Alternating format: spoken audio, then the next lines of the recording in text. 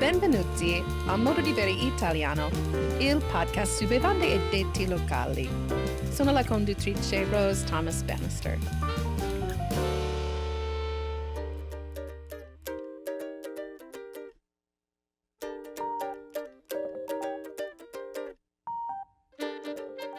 La puntata di oggi è una puntata speciale, una serie educativa, Lo Stivalo in 20. Per questa serie intervisterò una esperta di ciascuna delle 20 regioni vinicole italiane. Parleremo di storia regionale, sfide e opportunità nel presente e nel futuro, terreno, clima, vitigni e vini, leggi sul vino e consigli su come visitare. L'esperto di oggi è Paul Balke e la bellissima regione di cui parleremo è Nord Adriatico. Alto Adriatico. Ok, è Alto Adriatico, comprendente la regione italiana del Friuli Venezia Giulia, la Slovenia occidentale, la penisola istriana e l'area del Quarnero. Presto impareremo perché non parleremo solo della regione italiana del Friuli, ma perché dobbiamo includere parti della Slovenia e della Croazia per parlare veramente di questa regione vinicola. Ma prima devo presentarvi Paul Balke. Paul è originario dei Paesi Bassi. Ci siamo incontrati per caso nel tendone Micro Mega al Vinitaly nella primavera del 2023. Mi ha regalato una copia del suo bellissimo libro Alto Adriatico. Potrei dire immediatamente che Paul si era innamorato dell'Italia, della cultura italiana, della lingua e del vino nello stesso modo in cui l'ho fatto io. È giornalista, esperto di vini, specialista del Barolo, studioso di storia e cultura che parla molte lingue.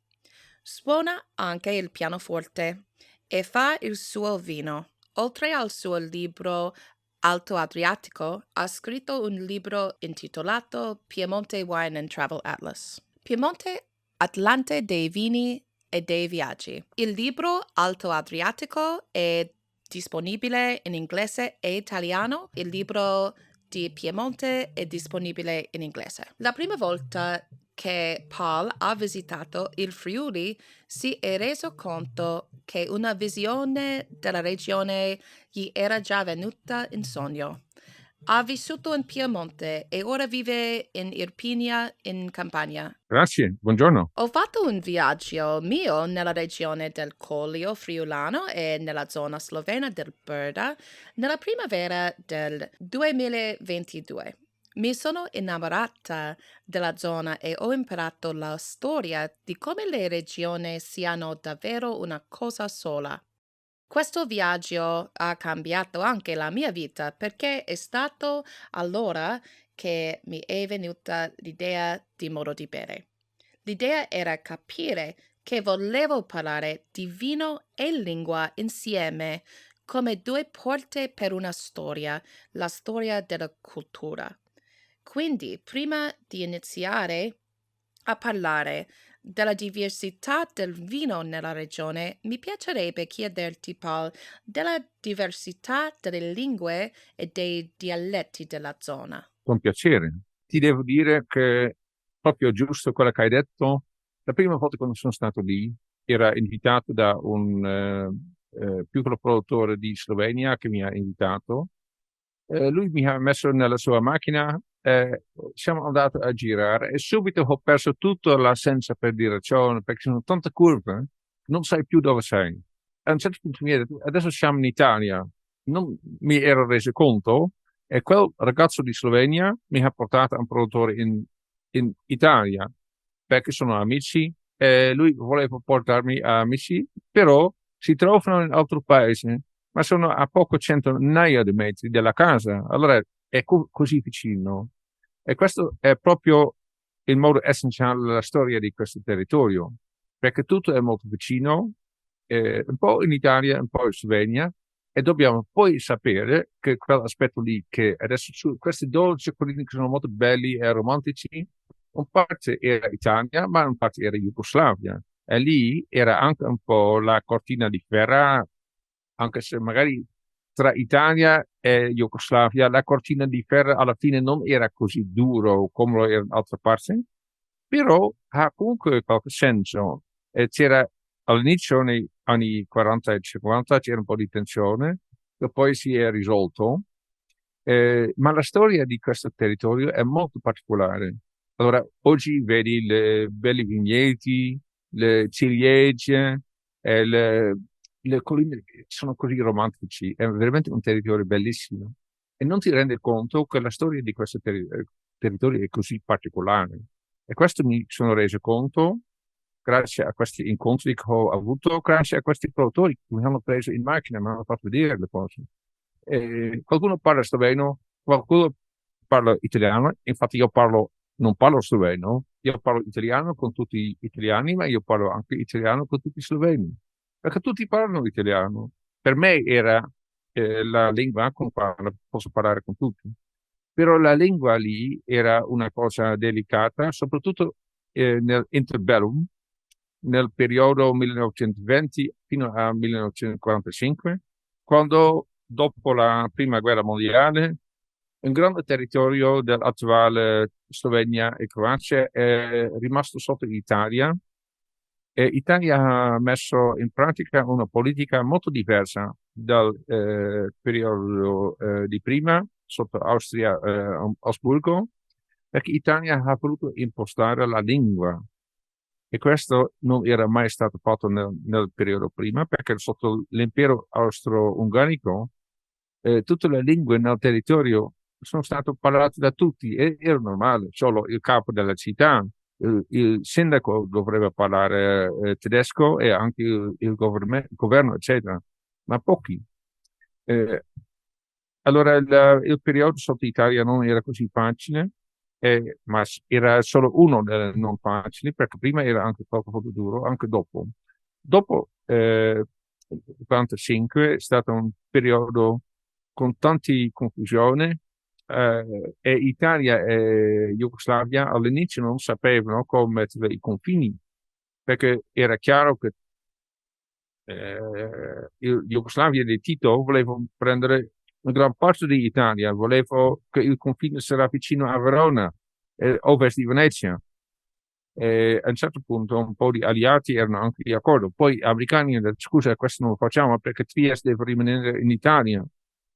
Allora a un certo punto hanno concluso in 1954 Trieste è rimasta sotto Italia e intorno a Trieste hanno creato questo confine che si vede ancora oggi sulla carta, perché se guardi la cartina di Italia vedi Nord Italia e vedi un angolo un po' strano con la città di Trieste. E questo è il risultato di questi periodi.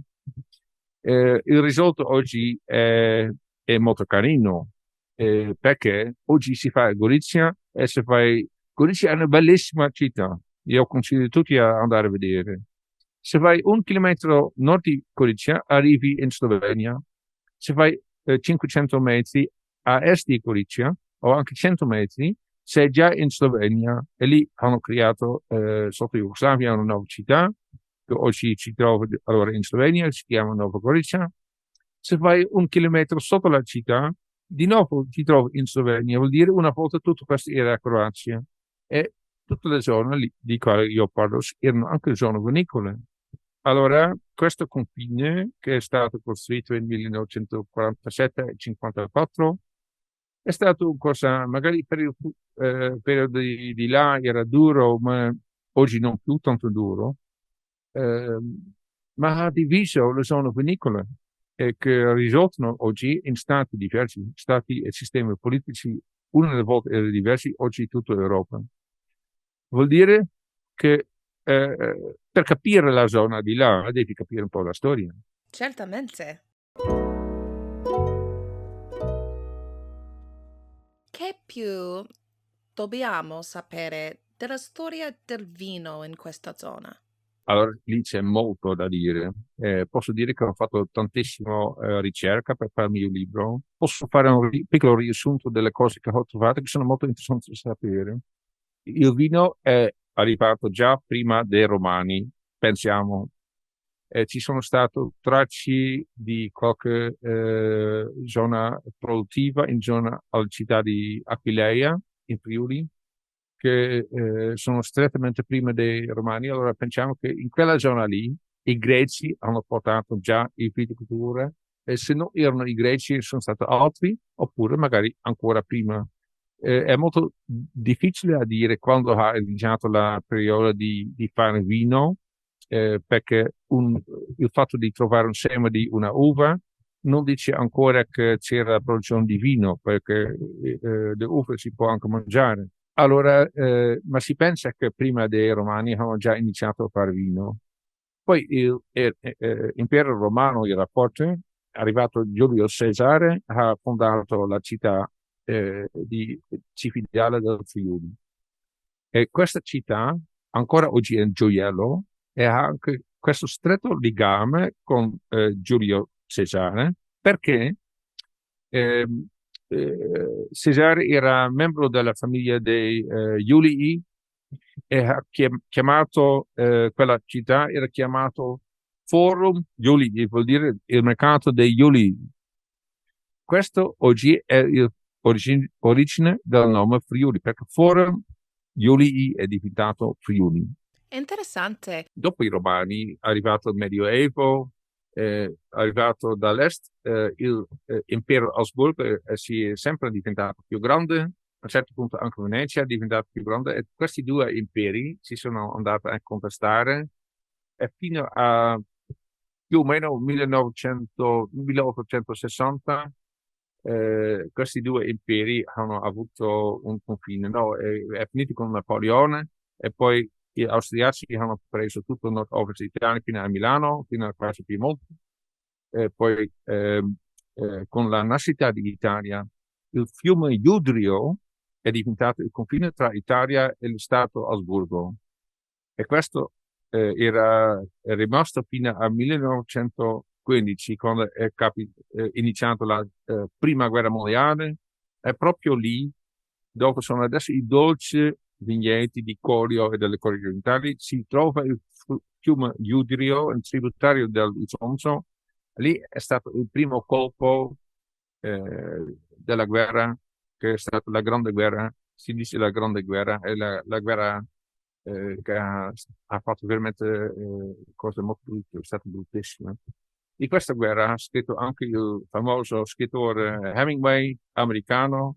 Lui è stato in Friuli durante la guerra perché nella arma italiana era autorizzato che un americano nato negli Stati Uniti poteva prendere un ruolo, era autorizzato in quell'epoca, anche perché l'Italia era stato molto legato agli Stati Uniti, America, l'Italia era anche un stato molto giovane.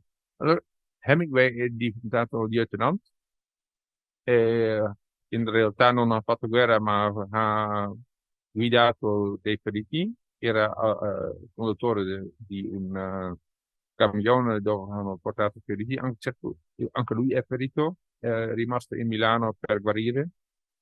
Tutto lui ha dato l'ispirazione per creare questo grande libro, che si chiama Addio alle armi, Farewell to Arms, un bellissimo libro che consiglio a tutti a leggere, che dà un'impronta non storica, non perché è più romantico, ma anche bello perché capire un po' la importanza di quella guerra in quell'epoca lì.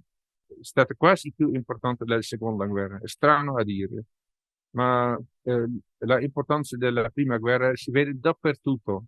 Se vai a Gorizia, nel Carso, a Trieste, dappertutto ci sono monumenti di memoria, memorizzare tutto, le caduti, dappertutto. C'è un grande museo in Kobarit, Caporetto in Slovenia, eccetera. Allora vuol dire che queste vicende sono state molto importanti per il territorio. E poi è nata Jugoslavia, non era comunista, come qualcuno dice, era socialista, Per esempio, in Jugoslavia era possibile per un cittadino di Jugoslavia, era possibile di andare a viaggiare, era anche molto normale di tornare a casa. Questo non si vede in stati come la DDR, la Est Germania e Cechia, eccetera. Lì c'era proprio un sistema totalitario e di là non potevano uscire e se potevano uscire cercano veramente di non tornare. Per in Jugoslavia questo era diverso, vuol dire era un stato molto più libero. Era socialista, vuol dire che proprietà era autorizzata fino a un certo punto, ma si vede che un paio di persone nella zona proprio al confine con Corio e nel Carso, in quell'epoca di Jugoslavia, hanno potuto fare un po' di soldi perché hanno avuto vigneti in Italia, mentre la loro sede era in Jugoslavia. Allora, che cosa hanno fatto? Hanno venduto le uve, hanno fatto soldi, che per loro era un punto di ricchezza, e per loro era ammesso, era possibile.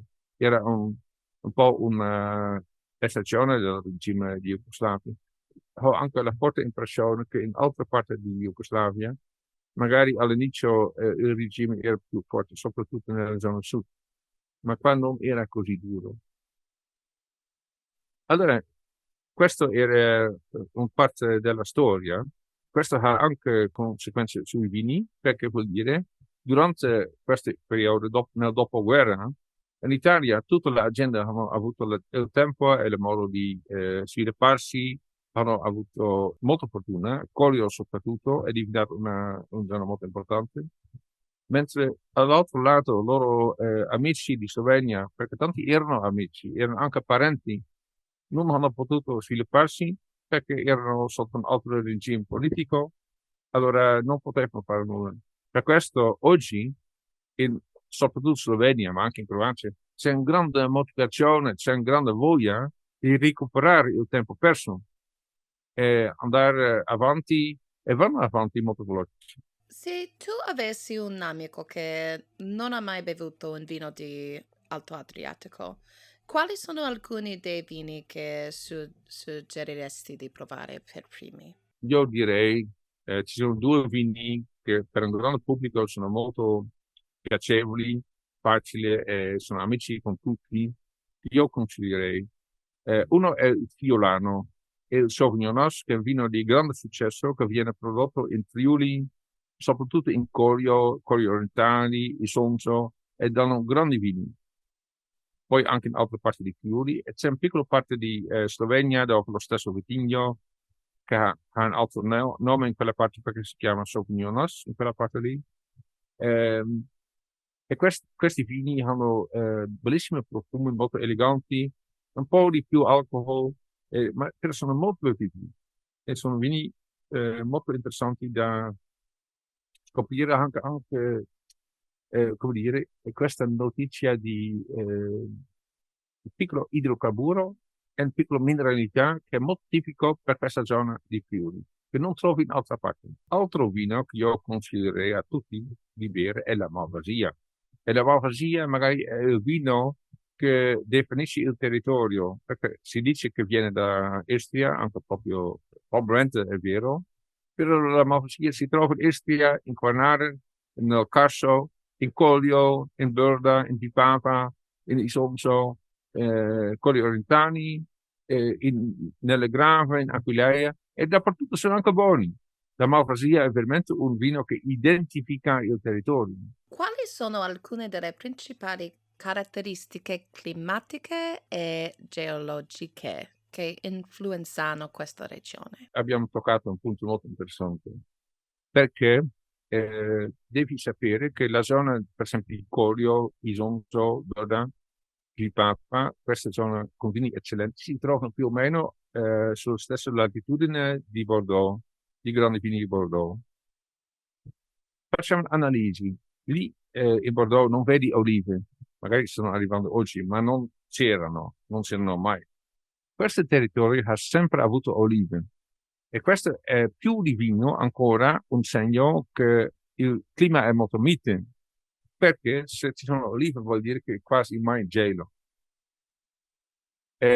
Questo vuol dire che il clima è quasi mediterraneo, infatti lo è, con un piccolo tocco continentale qualche volta, soprattutto nell'inverno, ma questo è nato da un paio di condizioni. Uno è l'Adriatico, il mare Adriatico ovviamente è caldo, è mediterraneo, finisce sopra Trieste e lì porta molto un clima mite in zona limitrofe. Ma non lontano da dove finisce il mare ci sono già le Alpi Giulie, le Alpi che si trovano in Slovenia e che poi vanno verso Austria. Questi Alpi portano un'aria molto fredda durante la notte e c'è un'escursione termica molto forte. Questo vuol dire che Friuli ha molto sole, perché c'è sempre un po' di vento che porta via le nuvole.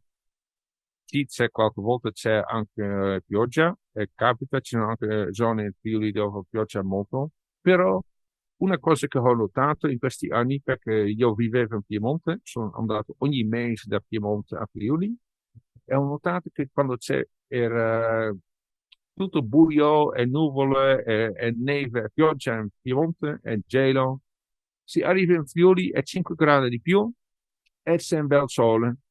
E molto spesso. Allora, le ore solari in Friuli sono più alti, è un giorno molto soleggiato. Per questo la qualità di vita in Friuli è molto bella, in cosa molto carina.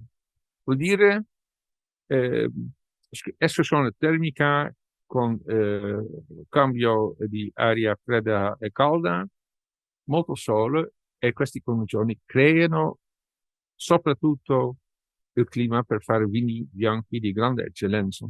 E questo è il fattore prima. Infatti i scienziati dicono che più che il terreno è un discorso a parte che dobbiamo anche toccare, però più che il terreno, molto particolare è il clima. Il clima e le condizioni climatiche di queste zone sono così, danno una grande fortuna a questi giorni per fare grandi vini eccellenti bianchi. Questa è una delle migliori zone sul livello mondiale per fare vini bianchi. Per questo è un zona eccellente. Sono uscita sulla mia Fire Escape di Brooklyn per parlarti dello sponsor di questo mese, il collettivo linguistico Culture Without Borders, Cultura Senza Confini. Potresti ricordare la mia intervista in 2 parti con la cofondatrice Lindsay Sper della prima stagione. Più avanti nell'episodio oggi ti parlerò di un'opportunità gratuita per migliorare le tue competenze linguistiche. Parliamo della ponca. La ponca è un termine dialettale delle zone est del Friuli. C'è anche una versione dialettale in Slovenia che si chiama Opoka, perché è lì la zona dove si trova la ponca, metà del popolo parla italiano, metà parla sloveno, e si trovano, è una zona molto, come si dice, multiculturale. La Ponca è una delle migliori territori per fare vino. La Ponca è una, una terra un po' grigia, un po' bluastra qualche volta, nato da sistemi geologici un po' complessi. I pianti che si trovano sul Ponca, che in realtà è Flish. Flish è il termine tecnico giusto per la Ponca. La Ponca fa vari strati con pietre e sabbia, pietra e sabbia, sempre in alternazione. Le radici della pianta vanno giù, prendono l'acqua che si trova, il minerale delle pietre, eccetera, e portano qualcosa alla pianta. Infatti è più duro, vuol dire che la rese di una pianta su questa terra è più bassa che in altre zone, ma la qualità delle uve è fantastica. E poi la uva di questi terreni dà questa notizia di mineralità che non trovi in altri vini. Questa notizia è tipica per questa zona. Per questo anche i vini di questa zona sono molto particolari hanno un marcio in più, una cosa in più. Guidaci attraverso la mappa. Puoi darci un quadro mentale dell'ubicazione delle diverse zone e parlarci delle uve e dei vini di ciascuna zona, per favore. Se parliamo delle uve, i vitigni, ma i vitigni si trovano in tutto il giorno, perché la storia di questo territorio è tutto austriaco, era prima impero romano, poi austriaco Asburgo, poi Italia, eccetera. Allora, i vigneti adesso si trovano in vari paesi, ma la storia e anche i vitigni e le tradizioni vinicoli erano tutti uniti al lato est e ovest del confine. Questo vuol dire che se parliamo di un vitigno si trova in Italia, ma anche in Slovenia, anche in Croazia. Per questo ho detto che già, per esempio, la Malvasia è unica perché si trova in tutto questo territorio, anche tante espressioni diverse, ma è anche un filo unico per questo territorio. Comunque, parliamo delle zone vinicole che si può trovare in questo territorio. Se iniziamo da Friuli, se arrivi da Venezia, per dire, o da Milano, da ovest, arrivi e passi la città di Pordenone, che è già circondata da vigneti, è una vecchia zona vinicola importante. Tutta quella zona è pianeggiante perché è pianura. E lì la pianura ha anche un paio di altre zone. Quella di Pordenone e Udine si chiama le Grave del Friuli.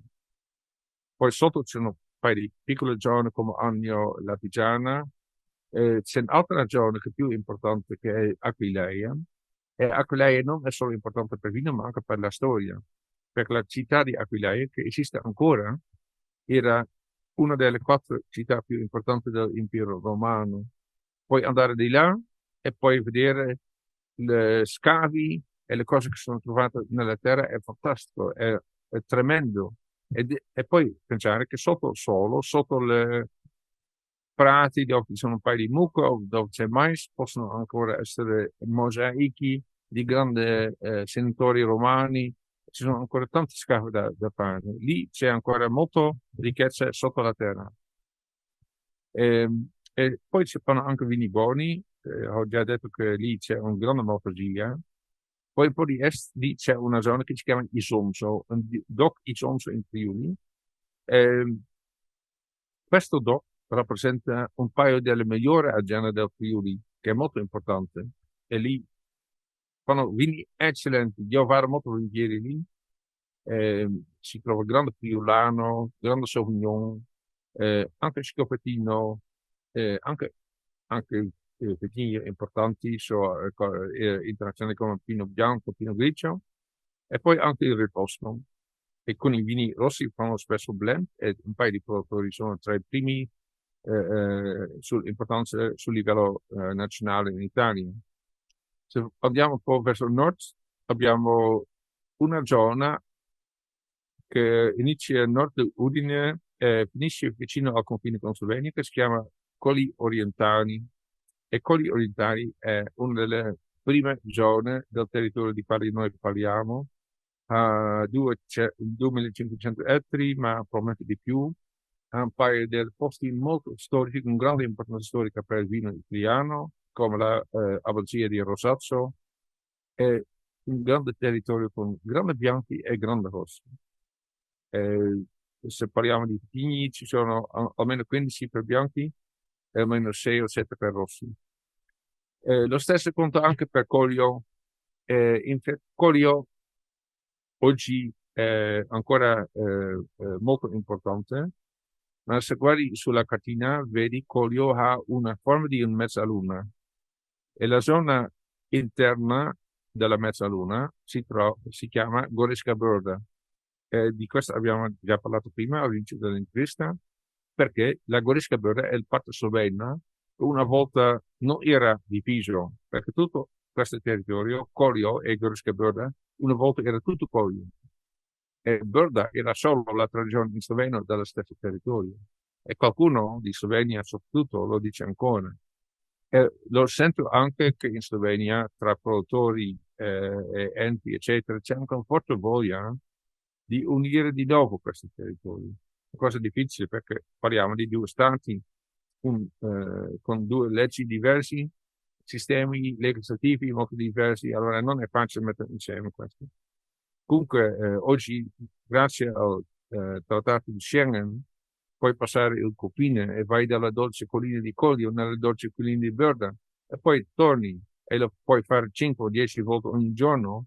Ed è anche fantastico di fare perché lì ci sono tanti bravi produttori, bellissime cantine e ci sono anche ristoranti molto buoni e oggi ci sono anche un paio di Weinberg favolosi dove ti danno dei vecchi vini macerati di 10 anni, veramente è un spettacolo.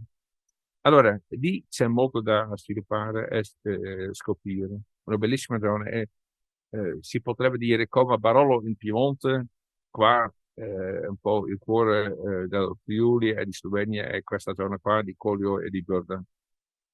Nel mio libro ho messo Collio e Burda insieme. Questo era delicato perché in Italia un paio di produttori vogliono proteggere il DOC Collio e dicono sì, ma questo DOC dobbiamo essere prudente e non dividere con altri e loro sono anche molto esitanti a iniziare collaborazioni con oltre confine con i colleghi di Slovenia perché vogliono un po' proteggere il loro marchio. Questo si intende perché ognuno vuole proteggere il suo business. Questo lo posso ben capire, però in Slovenia si vede che c'è la voglia di recuperare il tempo perso durante la Jugoslavia e c'è anche la voglia di unire di nuovo il territorio. E ci sono anche in Italia un bel paio di produttori che sono a favore di queste cose. Per esempio, una cosa molto carina da raccontare, 2 anni fa c'era il Giro d'Italia, il famoso Giro, che aveva la tappa che finisce in Gorizia e prima hanno fatto il percorso tra le colline e i ciclisti hanno dovuto 3 volte fare il confine Collio-Burda, Collio-Burda, Collio-Burda. Durante tutti questi confini era anche durante la zona del periodo del virus Covid, tecnicamente era molto duro da organizzare, ma l'hanno fatto e questo era anche un atto pubblicitario per promuovere di mettere insieme questo territorio e credo che è stata una grande bella cosa. Ci sono più iniziative di creare più collaborazione oltre confini in questo territorio. Di questo possiamo ancora parlare prima. Allora, quando partiamo da questo territorio andiamo nell'est e lì c'è il confine con Slovenia e subito a est di Gorizia entri in una vallata di 70 km di profondezza. È veramente un spettacolo bellissimo. In inglese si dice The Smiling Valley. È strano a dire che una vallata, un valle può guidare, però chi va in questa valle lo può capire. Perché l'ambiente, le dolci montagne a tutti e due lati, l'ambiente di sentirsi in Austria di 100 anni fa, con piccoli paesi molto carini, tanti produttori di vini molto carini, con vini carini, tutto carino. È veramente una esperienza molto speciale, è una cosa da scoprire. Per questo la Valle di Pipava merita di essere scoperto e io lo consiglio a tutti, perché è una zona proprio a sé stante, diversa da altri, anche con vini speciali, hanno dei vitigni autentici che sono solo lì. Ci sono tanti piccoli produttori che sono molto bravi, dove puoi andare, ti ospitano volentieri, ti fanno degustare vari vini, è una bella esperienza. Poi, nel mezzo, sotto la Pipava, lì ci sono 2 territori, uno in Italia e uno in Slovenia, che sono insieme perché si chiama il Carso. Il Carso è un termine geologico, perché parliamo di una area geologico ufficiale che si chiama il Carso, ma il termine viene da qua, perché questi terreni qua sono di una pietra calcarea molto dura. Il Carso per questo ha un carattere totalmente diverso dalle altre zone. Eh, anche diverso da Istria, diverso da Friuli, anche se un piccolo parte del Carso è in Friuli. Allora, il Carso è una zona dove una volta la vita era molto dura, perché era povera, c'era poco da fare. E chi viveva lì aveva una esistenza non facile. E il risultato si vede ancora oggi, ma è anche molto interessante. E i produttori di vino ti possono raccontare queste cose. Sono molto orgogliosi e sono anche persone con grande carattere e per questo è una esperienza molto autentica di andare lì, sentire queste storie di queste persone del Carso e sentire come loro avi hanno vissuto lì, come era durante la guerra, come hanno sopravvissuto nel passato quando era povero. Era, e poi il territorio è molto bello, e soprattutto nella zona slovena c'è una grande natura, quella di Tania è un po' più vissuto, sono costruite più case e più paesi pieni. In Slovenia trovi grandi spazi e grandi foreste e qualche piccolo paese, però una zona molto bella. Andiamo verso sud, verso Trieste. Trieste è la città più importante di tutto questo territorio, è anche la città emblematica, perché Trieste è una città molto culturale, come tutte queste zone di quali noi parliamo adesso. Il Alto Adriatico è multiculturale dappertutto.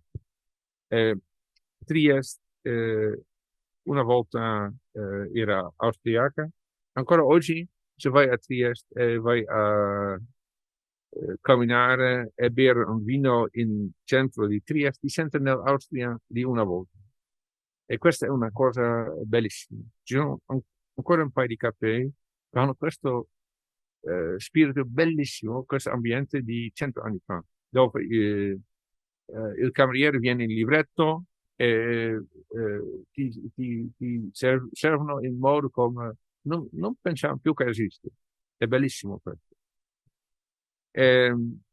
Allora, Trieste una volta era una città di vino, oggi non più, ci sono ancora un paio di vecchi moicani rimasti che producono ancora vino, però è interessante a vedere questo, perché loro fanno delle cose molto autentiche e molto interessanti, e secondo me sono trascurati e perché hanno un grande valore culturale, anche perché loro conservano ancora vecchie tradizioni e vecchi vitigni che sono quasi per essere dimenticati. Poi andiamo a Istria. Istria è il grande territorio che ha anche il forma di un grappolo. Allora, è già dalla forma sulla cartina è già chiaro che questo è un territorio di vino elevato. E Istria è veramente meravigliosa. Istria è un territorio, se tu ci vai, devi fare la tua agenda libera perché non vuoi più partire. È difficile di partire perché è così bello. È magari più bello che tutto Toscana. È strano a dire, ma io penso così. Bravo, molto bravo. Paul, secondo te, quali le uve più importanti al lato del Friulano e Malvasia? Parliamo del più di Ribolla Gialla, di Refosco, degli altri vini. Iniziamo con i rossi. Ci sono un paio di vini molto interessanti in questo territorio, molto autentici. E nei bianchi devo dire che c'è una grande presenza di Pinot Grigio e altri vitigni che sono un po' più commerciali, per dire. Invece nei rossi c'è molta autenticità. C'è un vitigno che è secondo me la più importante di tutto questo territorio, si chiama Reposco. E Reposco, o in sloveno Refosk, è una famiglia di vari vitigni, sono tutti autentici in questo territorio, anche se hanno scoperto un legame genetica con un vitigno della Savoie in Francia, però il vitigno si trova qua ed ha vini molto corposi, molto tannici con una grande acidità, però anche con grande personalità. Sono vini importanti. E vengono importanti quando tu lo dai un po' di tempo. Allora prendi un grande Reposco, mettilo 2, 3, 4 anni nelle cantine e non devi berlo prima, così arrivi a avere un grande vino. E poi il vino può stare 20 anni senza problemi. Un altro vitigno molto importante è il Pignolo. Pignolo, una volta mi ricordo che era lì a Butrio a pranzo con il signor Dorigo, il grande produttore che ha rilanciato questo vitigno che era quasi dimenticato. E oggi c'è veramente un boom di Pignolo perché tutti i produttori di Friuli vogliono di nuovo mettere il Pignolo e dicono che è la versione del Barolo di Friuli. Con questo modo di pensare non sono di accordo perché Barolo è veramente un vino troppo unico, non si può paragonare così. Però è vero che Pignolo è un vitigno importante, un vitigno che è molto austero, molto pieno, ha tannini molto presenti, anche buona acidità, eh, con profumi e raffinatezza non si può paragonare con Nebbiolo. Nebbiolo magari un pochettino più femminile, Pignolo più maschile, più forte, e soprattutto Pignolo ha bisogno di tempo per maturare. Ogni Pignolo deve aver maturato almeno 4 anni. Eh, Prima non puoi berlo. Produttori che lo fanno uscire con più anni fanno bene. Ci sono anche produttori che veramente fanno questo. Io conosco un produttore che ha messo Pignolo per 20 anni in una vasca di legno e adesso sta iniziando a produrre quel vino. Ma questo è assurdo, ovviamente. Questo non è facile da fare per nessuno. Un vino che è stato 20 anni in un barrique e poi le vai a produrre. Ovviamente quel vino sarà molto buono e sarà anche molto caro, credo. Comunque, Pignolo è da ricordare, c'è una persona irlandese che vive in Friuli, che ha scritto un bel libro su Pignolo, che si chiama Pignolo. Altro petigno interessante sui rossi è schioppettino. Un termine difficile, schioppettino, riferisce al fatto che quando lo mangi, la uva sbriciola un po' nella bocca, questo si chiama schioppettino. Comunque, è un vitigno storico in questo territorio. C'è anche un nome sloveno, si chiama Pokolča in Slovenia. Anche questo vuol dire che il vitigno ha molta storia. Questo vuol dire che i vecchi eh, contadini storici hanno già utilizzato questo vino. Sappiamo che nel passato c'era anche presente in Collio e in Burda. Oggi qua non lo trovi quasi più. Lo trovi soprattutto nelle zone delle colli orientali e poi soprattutto in una zona sud-est di Cividale, sottozona, una vallata verso le Alpi, un po' più freddo, si avvicina a Prepoto e si chiama la sottozona Scopatina di Prepoto. E lì tanti produttori fanno Prepoto e il vino veramente merita. Ha un leggero tannino, un leggero peperone, è delicato, è diverso di altri. Il colore è un po' più leggero, elegante ma anche forte. Allora è un bel vino. Sì, e c'è un altro uve rosso che ricordo dall'intervista in inglese. Una cosa che non è molto conosciuto. Parte eh, della famiglia del Reposco è un altro vino che si chiama Terran o Terrano. E il Terran è la versione che si trova sul Carso e anche in Istria. E questo vitigno è un vitigno anche molto tannico, anche questo ha bisogno di molto tempo per maturare e poi diventa molto interessante. E c'è anche una bella storia perché si dice che l'imperatore Agosto aveva la mamma di Agosto è diventato 89 anni, che nell'epoca dei Romani era molto raro, non capitava tanto. Allora si dice che lei è diventata così vecchia perché beveva il vino del suo territorio e lei è nato nella zona tra Trieste e Monfalcone, nel Carso. E questo è il fondamento della teoria che dicono che il vino che signora Livia Augusta ha sempre bevuto per diventare così vecchio è stato il Terano. Non lo possiamo provare perché nei fonti scritti su questo vino non sappiamo neanche se era bianco o rosso. Però la indicazione era abbastanza precisa, era tra Monfalcone e Trieste. Allora è lì ancora oggi il vino importante è Teheran. Allora potrebbe essere. Io penso comunque che Teheran è autentica in persona. Quindi ho iniziato con i rossi. Ha più senso in questa regione, forse, di parlare di più dei bianchi, perché i vini bianchi sono più conosciuti, no? È vero quello che dici, perché nel mondo questa zona ha una grande fama per i vini bianchi.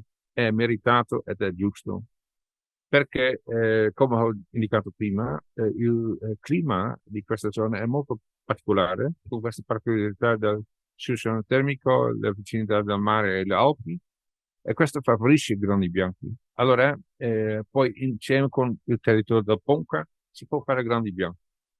Però, se guardiamo 100 anni inditorno, per esempio la zona di Collio faceva più rossi che bianchi, ma il motivo è chiaro, perché lì era il vino nato per fare la strada per Austria e Vienna, e la corte di Vienna, e lì si beveva più rossi che bianchi, allora è logico che questa zona importante nel passato ha prodotto più rossi che bianchi. È anche vero che io sono d'accordo a dire si fa grandi bianchi perché è proprio vero. Però dicendo questo non devi dimenticare che è anche possibile di fare grandi rossi in questi territori, ma è più conosciuto per i bianchi. I rossi sono meno conosciuti. Sono completamente d'accordo. Ricordo bene un bicchiere di refosco in una trattoria di un pranzo un giorno in Cormons. Quindi parliamo di più dei bianchi. Già abbiamo parlato un po' di Savianas, di Friulano, di Malvasia e parliamo un po' di Ribolla Gialla. La ribolla gialla è uno dei vitigni più caratteristiche di questo territorio. Anche la ribolla si trova in grande parte di tutto di questo territorio, si trova nella pianura, si trova nelle colline di Colli Colli Oberda, in Vipava, si trova sul Carso, in Isonzo e poi secondo me si trova anche nell'Istria. Allora, i produttori di Istria non sono di accordo di me, ma credo che storicamente c'era. E questo vuol dire che la ribolla è praticamente dappertutto.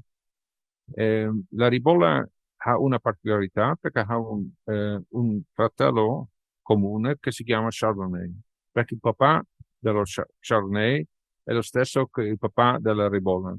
Allora, una volta c'era un vitigno importante in Europa che ha dato nascita a questo vitigno e anche altri.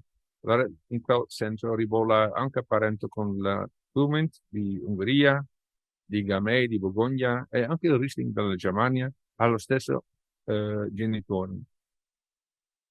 Però la ribolla è nato qua, io penso che è stato probabilmente nel tardo medioevo, quando i monaci avevano in mano l'agricoltura, facevano esperimenti nelle monasteri. Io penso che è nato così, però quando ho scritto il mio libro, Nord Adriatic, sono stato bombardato da un paio di persone da Slovenia che mi hanno dato tanti argomenti per dire che la ribolla gialla è nata proprio nel paese Wisniewicz. È vero che ci sono dati di atti notarile che un castello che una volta si trovava in quella zona lì aveva un vigneto di ribolla, è stato venduto. Allora, ehm, io non credo che questa è la prova perché nel Medioevo non si parlava di vitigni. Allora, se c'era un documento che parlava di Ribolla, vuol dire che il vino di quel territorio si chiamava Ribolla e non il vitigno. Per questo io non ho citato questa cosa nel mio libro, anche se era molto carino, però è una bella storia. Eh, una cosa è molto chiaro, la ribolla gialla, o in Slovenia si chiama ribolla, ha proprio le radici in questo territorio, è vero. È un vitigno difficile da capire perché non è molto aromatico, è un po' più duro, ha anche può avere tannini anche, strano, però ce l'ha. La acidità è abbastanza alta, allora dà vini con grande freschezza, quando sono giovane, e la freschezza rimane, ma anche molto versatile perché ogni produttore fa una versione diversa, o anche due o tre. Allora si trova come spumante, e poi come spumante può essere molto buono, si trova come vino leggero giovane, può essere buono, si trova come vino invecchiato anche in legno, può essere buono, e poi la base di molti vini orange wine, vini macerati, è proprio nato in questo territorio e molti di questi produttori lavorano con la ribolla gialla. Sì, dobbiamo che parlare dell'importanza della tradizione di vino orange, di vino romato qui, no? È vero che ci sono stati due produttori molto importanti che hanno iniziato a fare un vino bianco come se sarebbe un vino rosso. Questi due produttori si chiamano Grafner e Rarikin. Il discorso è semplice: se prendi il vino bianco, le uve bianche, e le fai fermentare e poi macerare e poi lo fai anche affinare in legno, senza togliere le bucce, hai un vino totalmente diverso dal solito vino bianco, perché il vino bianco, come lo sappiamo, viene fatto eh, per la divisione. Le bucce e le cose che vengono dalla buccia dalla uva non vengono utilizzate, loro vengono subito dopo l'inizio della fermentazione separato dal vino. Ehm, Questa tecnica è stata molto criticata, è anche difeso perché dicono che questi territori una volta non avevano tecniche in cantina, non avevano le filtri, le installazioni per controllare la temperatura, eccetera, eccetera.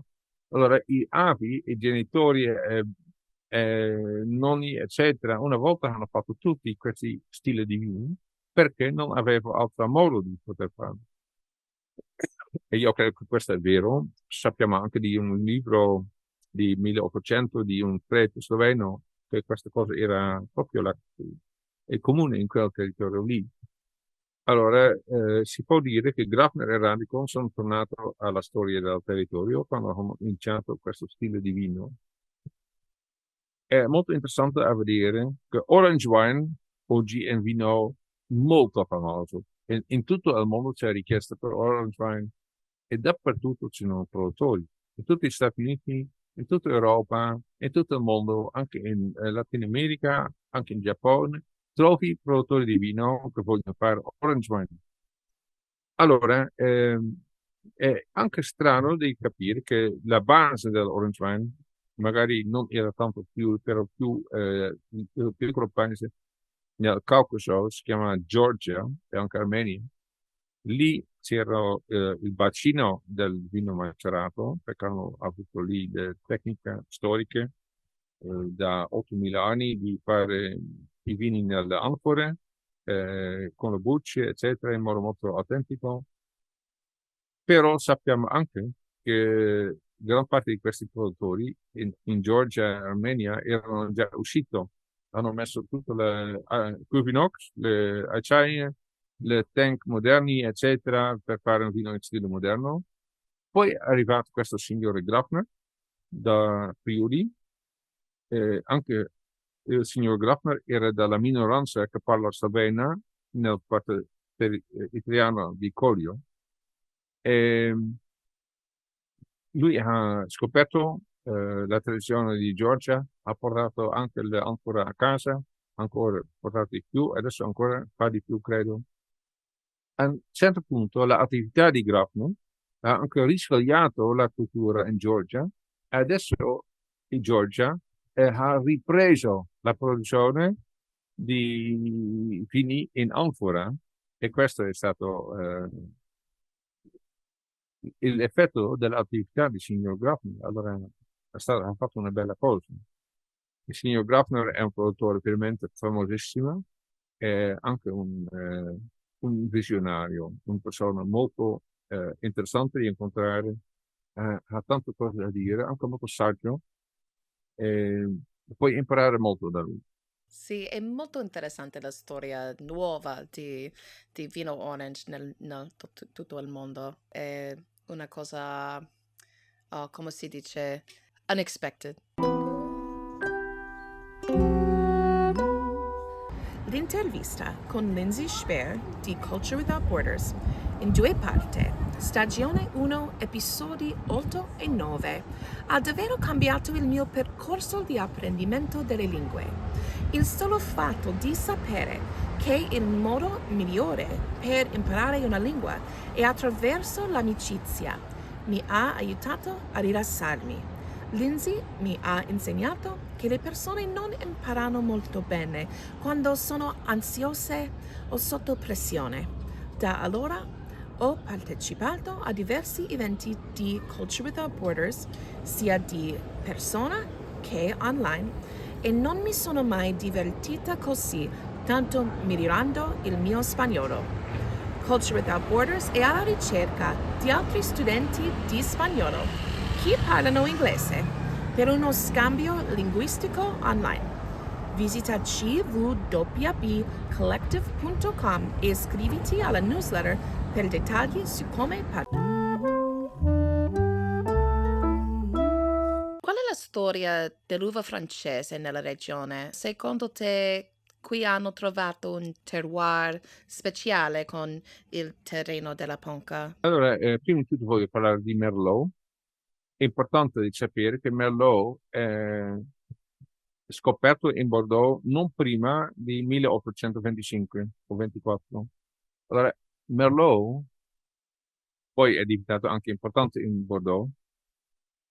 Merlot è arrivato tramite i legami con le porte di Trieste, anche le porte di Piran, e è stato piantato perché tutto questo territorio era sotto Austria in quell'epoca. Già nel 1870 c'era molto Merlot in tutto questo territorio. Questo vuol dire che dopo Bordeaux, la seconda zona sul livello mondiale, dove Merlot ha preso piedi, è stato proprio questo. È importante dire questo. Dobbiamo guardare bene la storia per capire questa cosa. Il territorio di Istria, over Slovenia e dove c'è Friuli, era tutto sotto l'impero Asburgo. In 1850, quando questo territorio era la zona più importante per tutto questo impero, allora aveva grande importanza economica per l'impero anche. A quel punto è arrivato il primo problema con disease, allora malattie delle vigne, delle piante, si chiama oidio. Oidio è una malattia che arriva soprattutto in estate caldi. A quel punto non hanno saputo reagire le autorità, ma hanno capito che devono fare qualcosa perché per loro questa zona vinicola era molto importante. La religione a un certo punto era di portare qua vitigni da Francia, ma anche di Piemonte. Hanno messo tanti vitigni di Piemonte, come Nebbiolo e Barbera, e hanno messo Merlot, Cabernet Sauvignon, Cabernet Franc, Pinot Blanc, Pinot Gris, Sauvignon Blanc, Sauvignon As e Chardonnay. E così è nato la cultura di avere tanti vini francesi in questo territorio e sono ancora molto popolari oggi. Mi piace molto Pinot Bianco dall'Alto Adriatico, no? Per me il Pinot Bianco di Licorio di questa zona è uno dei migliori del mondo. vino bianco ovviamente ha qua molto da dire. Un vino non molto austero, un po' più modesto, ma con grande eleganza ed ha vini veramente strepitosi. Sì, sono completamente d'accordo. Quali sono alcune opportunità e sfide che vedi per i vini di Alto Adriatico oggi? Prima di tutto, la prima sfida credo che questo territorio deve essere ancora più conosciuto. Per questo ho scritto il mio libro. Eh, Faccio anche un po' di pubblicità per il mio libro con la termine che si trova in grande territorio di vini, ma si trova in 3 stati. Questo messaggio è già cattivante perché tu non pensi che in zona vinicola si può trovare in 3 stati, in 3 paesi politici diversi, ma è proprio il caso qua. E questa è una bella storia da raccontare e questo sto cercando di fare. Ehm, e questo è importante perché secondo me come importanza sul livello mondiale questo territorio conta. È importante come Piemonte, come Bordeaux, come Borgogna, magari un pochettino più piccola in totale come Procione, ma non è solo importante quello. La qualità dei vini in grande linea su tutto questo territorio è fantastico. In Croazia, in Slovenia e anche in Friuli si trova veramente un paio delle migliori vini bianchi del mondo e hanno anche una grande autenticità, una grande originalità e questo è un carte molto forte che il territorio deve ancora giocare meglio. È quello che io dico che questa storia che un territorio si trova così in 3 paesi è molto interessante da raccontare. Io credo che il pubblico in Olanda, ma anche in Stati Uniti, ma anche in altri paesi, sarà interessato di sapere di più di questo territorio, ma deve essere comunicato.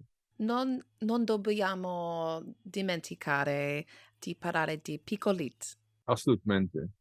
Piccoli è una cosa favolosa. Sappiamo che questo è uno delle tanti vini autentici in questo territorio. E io ti posso anche dire che ho fatto una grande ricerca sui vini vitigni, ho parlato con le varie università, ho studiato molto, ho cercato di creare un testo molto scientifico, preparato, dedicato a tutti questi vitigni. Un vitigno con piccoli è tra le più eleganti dell'Italia, ma del mondo. E in questi territori si trova soprattutto in Colli Orientali, c'è ancora un po' in Collio, c'è anche un po' ancora in Slovenia, perché anche lì il confine una volta non c'era. Un petigno che dà grandi bianchi, anche se quasi nessuno fa un vino secco, si presta molto per fare grandi vini dolci. È uno dei grandi dolci che esiste sul livello mondiale, è il piccolo. Davvero. C'è altro uve che ricordo, del Tuzzo. Verduzzo è un altro vino molto autentico di questo territorio. Non so se è autentico di Friuli, c'è anche un po' in Veneto, ma comunque in questa zona del Alto Adriatico. C'è anche un nome sloveno, perché in sloveno si chiama Verduc, ma in Slovenia è quasi scomparso. Anche in Italia sta scomparendo, è molto peccato. Verduz è un vitigno con molto carattere, è un vitigno che ha un bucce molto grande e spesso e per questo è molto capace di sopravvivere le malattie, eccetera, le piogge e tanti problemi e dare vini. Ehm, è più adatto per fare un vino dolce oppure un vino leggero, frizzante. Ehm, Ci sono tutte e 2 versioni. Conosco anche un produttore che fa un esperimento con un vino molto macerato e molto lungo, ma era duro, quel vino. Non so se lui continua ancora. Ma il vino più importante del Peduce è senz'altro la Ramandolo. Devi andare nella zona nord di Friuli, sopra Udine. Lì ci sono i vigneti proprio al fianco delle grandi Alpi, le ultime pesanti, molto ripidi, e lì si produce il Verduzzo e fa un grande vino che si chiama Ramandolo. Ramondolo è vino di Peduzzo, passiti nell'autunno per fare vini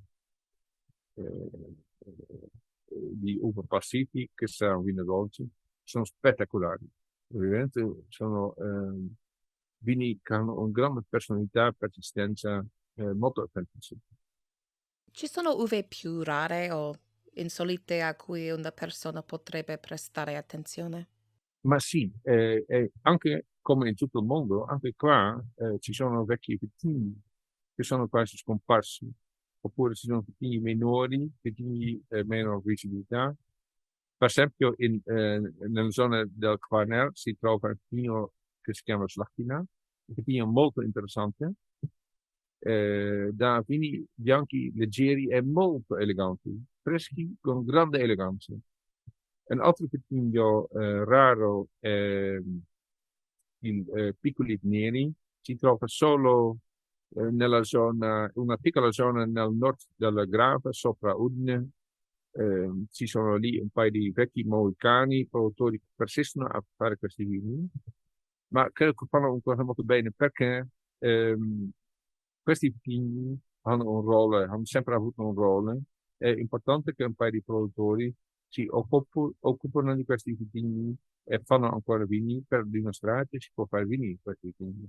Perché io dico sempre, la natura a noi ha offerto tanti vini, questo è un fatto della natura. E non dobbiamo noi dire che la natura ha sbagliato, perché non si può dire questo. Invece gli esperti di marketing dicono sì, ma devi concentrare su un vitigno, ma non sono d'accordo. Io preferisco altre visione, utilizzare le vigne per fare una cosa bella. E ci sono vitigni che magari non devono andare da solo, ma possono essere utilizzati per fare vini molto buoni. E ti posso nominare un paio, per esempio, se vai alla zona di Pinzano, al fianco del fiume Tagliamento, nel nord di Friuli, si trovano vitigni come Quadenosa, Châtelain, Fumat, Piccolo Neri, un paio di questi vitigni. Sono nomi che quasi nessuno non conosce ancora, però ci sono lì due o tre produttori che lo fanno ancora e persistono a fare questi vini. E io credo che loro fanno un grande bene. Ieri sera ho bevuto una bottiglia di Pinella. Pinela è un vitigno che non avevo ancora menzionato, è una delle tre vitigni autoctoni della valle di Pipava, perché Pinela viene da Pipava insieme con Zelen e Kralnica. Eh, Pinela è carina, poi Pinela non è solo a Pipava, si trova anche nel Veneto. Eh, Questo di nuovo fa vedere come questi territori sono legati, perché il vino che è chiamato autentico e originale di Pipava è anche possibile. Ehm, io credo che il vitigno più interessante della zona di Pipava è il Zeeland, perché è un vitigno molto elegante, rustico, e con una grande finezza. Le fanno molto bene, è una bella scoperta. Deja ser para sí mismo. È una cosa di vastità, la diversità delle uve, no? In Italia, in questa regione, in tutto il mondo, è una cosa che ci aiuta in questo momento di cambiamenti climatici, no? In che modo questa regione sta risentendo dei cambiamenti climatici? Parliamo naturalmente che il climatico è quello che si dice che c'è sempre più caldo nell'estate. Quando arrivano pioggia, le piogge sono più forti. Quando c'è grandine, ci sono grandine più forti. Un paio di anni fa è stato colpito la zona di sud del Corio, un po' di Sonso, una volta da grandine e l'anno dopo la stessa zona di nuovo. Vuol dire che un paio di produttori hanno perso la vendemmia e l'anno dopo di nuovo hanno perso gran parte della vendemmia. È stato un disastro. Può capitare una volta, è già un grande disastro, ma se capita due volte in seguito è ancora più grande. Sappiamo che queste cose succedono e questi sono un problema. L'altra cosa è che un paio di vitigni, e questo è anche un discorso che io voglio fare, soprattutto i vitigni francesi che sono di una zona più nordica, tipo Pinot Grigio e Sauvignon, oggi maturano molto presto. E se un vitigno matura molto presto, vuol dire che è maturo da vendemmiare già fino a agosto. Ci sono produttori che iniziano a fare la vendemmia di Pinot Grigio e Sauvignon Blanc già nei 20 agosto. Questo vuol dire che il periodo sulla pianta è stato molto breve. E secondo me questo non va bene al vino, perché se il periodo è molto più lungo, il vino sviluppa più aromi, più profumi, più cose delicate, cose che tu vuoi avere nel vino. Allora, questo argomento è un grande argomento per tornare a vitigni più autentici, locali, perché loro sono più adatti al clima e vengono vendemmiati più tardi e questi danno anche vini buoni. Sì, sì, sono completamente d'accordo. Per cosa è conosciuta questa regione oltre al vino e che consiglio daresti a chi sogna di programmare un viaggio in Alto Adriatico? Se vai all'Alto Adriatico devi visitare le grandi città, Udine e Trieste e anche Aquileia. Aquileia è la città più storica di tutto questo territorio e Trieste è come Vienna al mare, è una città bellissima dove si sente tutta la storia, ma anche bello, è una città molto viva, molto attiva, con bellissimi caffè storici del periodo austriaco. Ehm, poi, per esempio, per chi vuole fare sport, si può fare il Alpe Adriatico Trail. Si chiama ufficialmente Alpe Adria Trail, una parola inglese, ma si capisce anche in italiano. Inizia in Austria e finisce sul di Trieste. Si può fare con macchina, ma anche a piedi, anche con bicicletta. Si può fare in una vacanza o due o tre, come vuole. È molto popolare, arrivano persone da tutto il mondo per fare lo Alpe Adria Trail. E ovviamente chi arriva in Coglion, che è proprio sul trail, va a trovare produttori anche in Burda e poi anche in zona di Trieste e anche in Istria. Allora si fa un bel percorso nella natura e a un certo punto si può bere il migliore vino. Altre cose, Parliamo un po' della cucina, dei piatti del prosciutto di San Daniele, no? la cucina di questo territorio è spettacolare e la cucina è una delle più notevoli dell'Italia. E poi quando qua parliamo del territorio, non solo Italia, ma anche Slovenia e Istria. Perché la cucina è così bella? Perché, come abbiamo già notato, questo è un territorio multiculturale e anche nella cucina si sente. Perché ci sono le influssi italiani, che è una grande cucina la italiana, ma poi c'è la cucina Austria, Asburgo, che ha lasciato le strucli e le cose tipiche di quella zona lì. E poi c'è un po' il mondo slavo, che ha anche lasciato per esempio, se vai a Slovenia trovi le cevapi, che sono una cosa che è più conosciuta dei Balcani, ma si trova anche qua. È proprio un mix di influssi che si trova sul piatto, che è bellissimo. Allora, questo mix fa che la gastronomia di questo periodo è fantastico. Poi ci sono dei prodotti molto interessanti come la rosa di Gorizia, un tipo di cabbage, un tipo di cavolo che è lasciato un po' sottoterra in inverno per maturare e poi cambia colore e poi va sui piatti. È molto bello, molto buono, molto interessante.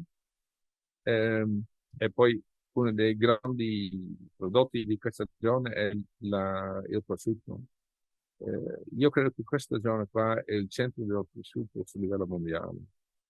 Il prosciutto si trova dappertutto, da Pordenone a Udine, a Slovenia, a Istria. In Istria c'è il prosciutto di Istria, Istarski prosciutto, perché il nome slavo si chiama prosciutto.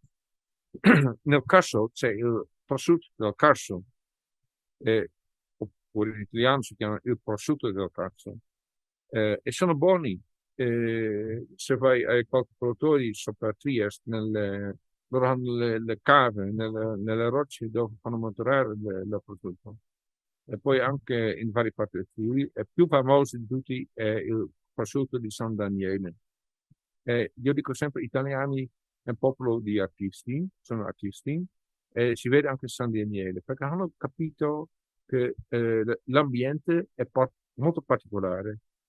Questo vuol dire che gli italiani hanno la sensibilità di capire le circostanze e fare il meglio di queste circostanze con un certo prodotto. E questa è una cosa che io apprezzo molto. Non esiste un prosciutto così fine come il San Daniele. È buonissimo. Oh sì, è buonissimo. Ricordo bene. Ho bisogno di tornare a questa regione solo per questo. E i vini, certamente. Paul, grazie mille per queste bellissime informazioni e per la meravigliosa intervista che abbiamo fatto anche in inglese su questo argomento. I nostri ascoltatori possono ascoltare quell'intervista in inglese nella versione inglese di questo podcast che si chiama semplicemente Modo di Bere. Paul, sono così felice che ci siamo incontrati per caso. Per favore, spiega ai nostri ascoltatori come possono acquistare i tuoi libri e i tuoi dischi di musica per pianoforte, no? Dove possono scoprire di più sul tuo lavoro? Allora, io ho cercato di trovarlo in Stati Uniti, qualche distributore, qualche casa editrice. Stiamo ancora parlando, anche oggi ho fatto un paio di comunicazioni. Nel frattempo, chi vuole ordinare il libro può semplicemente andare al mio sito internet, paulbalken.com, e la trova, mandami una mail e il libro arriva. Poi sul mio sito trovate il mio mail e se qualcuno vuole più informazioni io sarò molto felice di dare le informazioni con grande piacere. Allora, se facciamo lo spelling, paulbalkke.com, e questo è il sito, e sul sito si trova l'email, eccetera. Perfetto. Prima di andare, puoi dirci qualcosa in più sulla tua vinificazione, i tuoi vini? Sto lavorando molto, faccio 2 vini adesso, ho iniziato a fare qualche vino insieme con produttori che lo fanno per me, e ho creato un sistema di fare vini che sono un blend di vari vini, ma questa è una lunga storia che è così importante che magari sarà anche per un prossimo podcast, chissà. Sì, grazie, grazie. E non vedo l'ora di assaggiare. Sì, Ma un giorno, sì. Ma quel podcast dobbiamo fare alla stessa tavola insieme, così tu puoi bere il vino insieme con me. Così Non, si fa. non vedo l'ora. E una domanda di più, 2 domande di più. Quante lingue parli? E c'è un detto locale che ti piace? Me lo insegneresti? Allora, io sono olandese, questa è la mia lingua, come avete sentito parlo un po' italiano, non senza difetti. Parlo ovviamente inglese, francese, tedesco, spagnolo parlo un po', e poi ho imparato un po' la lingua slava, soprattutto il serbo. Sostienici su Patreon, prendi la newsletter su mododibere.com. Iscriviti al canale YouTube Modo di Bere per guardare lo spettacolo di viaggio Modo di Bere TV. La musica è stata composta da Elsidia Prosperi per il gruppo OU.